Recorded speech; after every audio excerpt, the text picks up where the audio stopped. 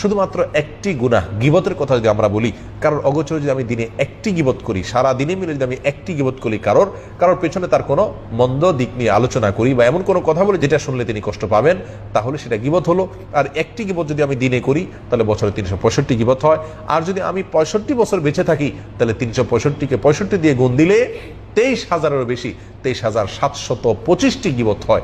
অর্থাৎ কেমন যেন দিনে মাত্র একটি গীবত যদি আমি করি তাহলে মৃত্যুর পরে আমাকে 23,725টি মামলা মোকাবেলা করতে হবে শুধুমাত্র গীবত প্রসঙ্গে, এবং আমার আমলনামা থেকে সওয়াব দিয়ে দিয়ে পাওনাদারকে বিদায় করা হবে। আর যদি একাধিক গীবত করি তাহলে তার সংখ্যা কোথায় গিয়ে দাঁড়াবে সেটা চিন্তা করার বিষয়। সম্মানিত ভাই বন্ধুগণ, কিয়ামতের দিনে আল্লাহ সুবহানাহু ওয়া তাআলার সম্মুখে ন্যায় বিচার যেদিন প্রতিষ্ঠিত হবে, সেদিন রক্ষা পাওয়ার কোনো সুযোগ নাই, কোনো ছল ছাতরি কাজে আসবে না, কোনো ঘুষ চলবে না, কোনো উকিলের ওকালতি চলবে না।